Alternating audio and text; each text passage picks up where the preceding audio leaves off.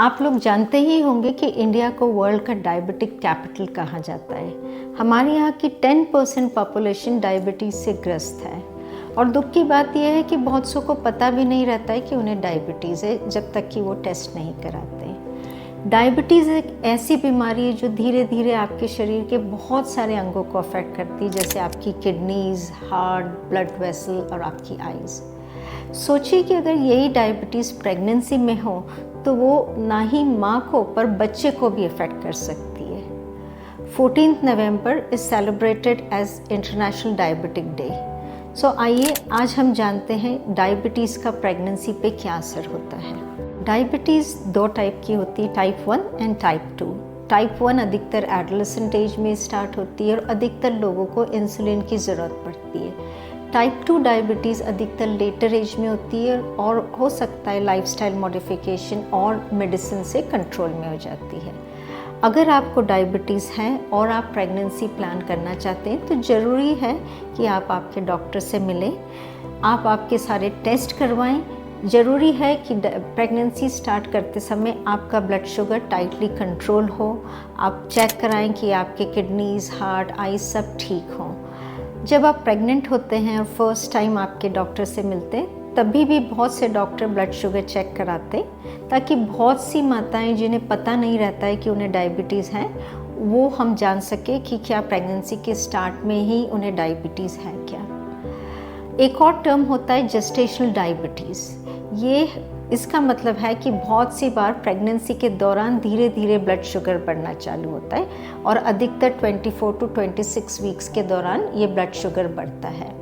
अधिकतर pregnancy hormone हो सकता है कि इंसुलिन जो कि ब्लड शुगर कंट्रोल करता है उसके वर्किंग में अफेक्ट करते हैं और इसलिए ये ब्लड शुगर प्रेगनेंसी में बढ़ने लग जाता है। इसलिए अधिकतर डॉक्टर्स ब्लड शुगर चेक करते हैं 24 टू 26 वीक्स में, जिसे ग्लूकोज टॉलरेंस टेस्ट कहा जाता है। अगर आपको प्रेगनेंसी से पहले डायबिटीज़ है या प्रेगनेंसी के दौरान डायबिटीज़ डेवलप होती है तो ज़रूरी है कि आप रेगुलरली एंटीनेटल चेकअप्स के लिए जाएं। जो आपके चेकअप्स होते हैं वो एक टीम द्वारा होते हैं जिसमें आपके ऑब्स्टेट्रिशियन, आपके डायबिटोलॉजिस्ट, आपकी डाइटिशियन, सबका बहुत इम्पोर्टेंस रहता है। अधिकतर बार ब्लड शुगर सिर्फ लाइफस्टाइल मॉडिफिकेशन से कंट्रोल में आ जाती है, जैसे कि रेगुलर एक्सरसाइज करना, डाइट कंट्रोल रखना जिसमें कि food with low glycemic index हो, विद हाई प्रोटीन। ये सारी अगर इन सब से भी ब्लड शुगर कंट्रोल नहीं आती तो अधिकतर डॉक्टर्स आपको टैबलेट्स पे स्टार्ट करते हैं। बहुत सारी ये जो टैबलेट्स हैं ये सेफ़ होती हैं प्रेगनेंसी में, तो ज़रूरी है कि ये आप टैबलेट्स टाइम पे लें। अगर टैबलेट्स के बावजूद भी ब्लड शुगर हाई जाते हैं तो फिर आपको इंसुलिन पे स्टार्ट किया जाता है। अगर आपको हाई ब्लड शुगर्स हैं प्रेगनेंसी में तो ये आपके प्रेगनेंसी को नेगेटिवली अफेक्ट कर सकते हैं।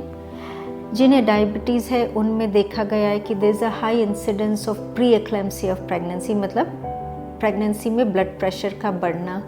ब्लड शुगर हाई होने से आप प्री डिस्पोज रहते हैं बहुत से तरह इन्फेक्शन के, जैसे कि रिपीटेड यूरिनरी इन्फेक्शन और रिपीटेड फंगल इन्फेक्शंस, क्योंकि ब्लड शुगर जो ग्लूकोज रहता है एक बड़ा कल्चर मीडिया रहता है बैक्टीरिया के लिए। दूसरा रिस्क रहता है कि high rate of pre term labour, मतलब जल्दी लेबर में जाना। एक बहुत ही ड्रेडेड रिस्क है, दैट इज़ इंट्रायूट्राइन डेथ और still birth during labour. Baby पे भी बहुत से प्रॉब्लम्स हो सकते हैं डायबिटीज़ के कारण। अगर आपका ब्लड शुगर अर्ली प्रेगनेंसी में ज़्यादा है तो there is a high risk that baby can have there is a slight high risk that baby can have congenital malformation like cleft lip, cleft palate या cardiac problem. इसलिए first few week पे एकदम tight blood sugar control होना बहुत ज़रूरी है। जैसे जैसे प्रेगनेंसी एडवांस होती है ये बेबीज़ बहुत जल्दी वेट पुट ऑन करते, so there is a risk of macrosomic baby, means big babies. और अगर बिग बेबी होते हैं तो लेबर डिफ़िकल्ट हो जाता है, so there is a risk of birth trauma और बर्थ इंजरी और difficulty in delivery which can be in form of shoulder dystocia.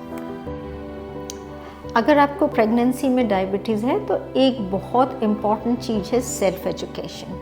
Doctors तो अपना काम करेंगे ही, पर आपके लिए भी ज़रूरी है कि आप इस बीमारी के बारे में जानें, इसके लक्षण समझने की कोशिश करें और किस हिसाब से दवाइयाँ लेना है इसे भी समझना बहुत ज़रूरी है।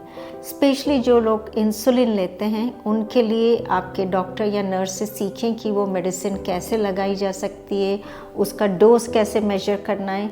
साथ में ही ये भी जानना ज़रूरी है कि अगर डोज ज़्यादा हो जाए और ब्लड शुगर कम होने लग जाए तो उसके क्या लक्षण होते हैं और अगर ऐसा है तो क्या करना चाहिए। अगर आपको डायबिटीज़ है तो ज़रूरी है कि आपकी डिलीवरी एक प्रॉपर सेंटर में हो जहां हर तरह की सुविधाएं हों और एक एक्सपीरियंस्ड डॉक्टर से हो, ताकि कुछ भी जो प्रॉब्लम आती है वो समय पे टैकल की जाए। ज़रूरी नहीं है कि सबका सिजेरियन सेक्शन हो। अगर आप 39 वीक के हैं, सब कुछ ठीक चल रहा है और आप खुद लेबर में जाते हैं तो आपके अच्छे चांसेस हैं कि आपको वजाइनल डिलीवरी भी हो सकती है। ज़रूरी है कि लेबर के दौरान आपका ब्लड शुगर प्रॉपरली मैनेज हो, क्योंकि इस समय बहुत सी बार आप खा पी नहीं पाते ठीक से और आपके ब्लड शुगर काफ़ी ऊपर नीचे होते हैं। So proper control of blood sugar during labour is very important. अगर लेबर में स्लो प्रोग्रेस है तो उसको जल्दी डिटेक्ट करना और एक बहुत स्किल्ड ऑब्स्टेट्रिशियन आपकी डिलीवरी करे, ताकि जो रिस्क है बर्थ ट्रॉमा का या बेबी को इंजरी का वो रिस्क कम हो। So my message on World Diabetic Day to all the ladies who are planning pregnancy is get your blood sugar checked. If your blood sugars are high, see your doctor as early as possible so that your blood sugar can be controlled. If you are prescribed medicine or insulin, then take the medicines and insulin doses properly. Most important is the lifestyle modification, that is doing regular exercises and eating healthy food. Thank you.